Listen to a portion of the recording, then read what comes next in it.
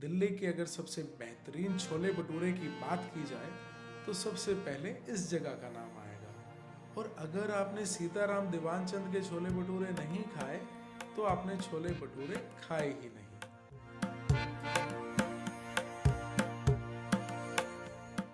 यहाँ पहुँचने के लिए मैंने बोर्ड की दिल्ली मेट्रो और सीधा पहुँच गया पहाड़गंज। रामाकृष्ण आश्रम मार्ग से एग्जिट लेते ही मैंने रिक्शे वाले से पूछा, सीताराम दीवानचंद चलेंगे क्या? उसने हाथ से इशारा कर बैठने को बोला। रिक्शा रफ्तार से पहाड़गंज की हिस्टोरिकल गलियों से बेलगाम घोड़े की तरह दौड़ने लगा। 1638 में जब शाहजहां ने शाहजहानाबाग को अपनी राजधानी बनाया तब पहाड़गंज को वर्ल्ड सिटी के बाहर बसाया और उस दौर में पहाड़गंज को शाहगंज या किंग्स मार्केट भी कहा जाता था।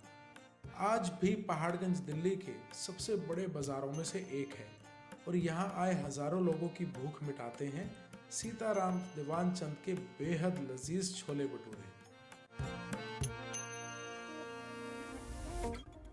गुलाबी रंग की ये इमारत इंपीरियल सिनेमा है जो कि आज भी पहाड़गंज का एक आइकॉनिक लैंडमार्क है।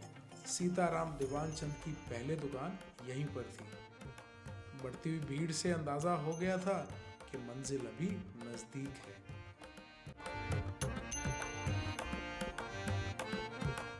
अंदर के माहौल ने तो मुझे हैरान ही कर दिया। लगभग 100 लोग तो रहे होंगे जो बड़ी ही आस्था के साथ छोले भटूरे की प्लेट साफ कर रहे थे और शोर इतना जैसे किसी दावत में आए हों।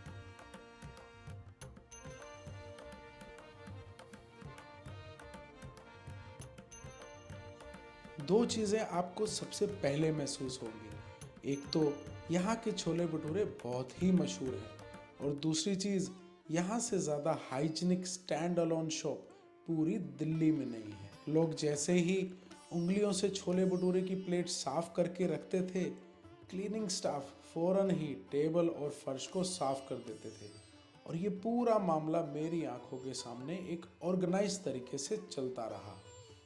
ये दुकान के थर्ड जनरेशन कोली अंकल ने बताया, पार्टीशन के बाद पाकिस्तान से दिल्ली आए इनके दादा श्री सीताराम और पिता श्री दीवानचंद ने छोले भटूरे की शुरुआत एक पुश कार्ट से करी थी और 1950 में बेची गई एक छोले भटूरे की कीमत 1 आना थी।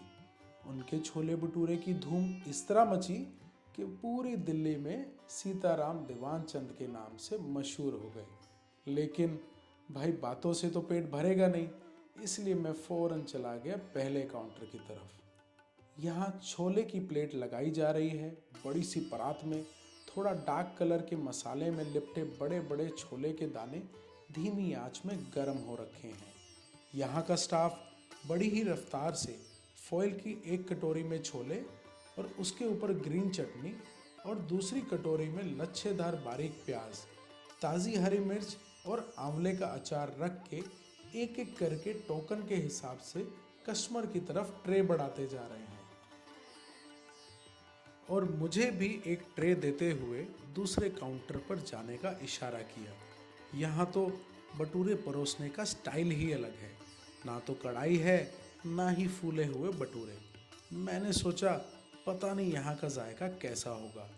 तैयार भटूरे की गर्म हवा निकालने के बाद उनको तवे पे सजा दिया जाता है और एक एक करके भटूरे की आउटर लेयर क्रिस्प की जाती है, जिससे ऑयल भी कम हो जाता है और भटूरे खस्ता भी हो जाते हैं।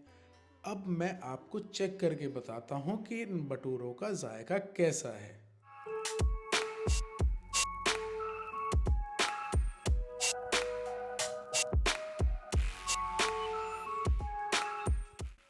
मेहरबान, लाजवाब।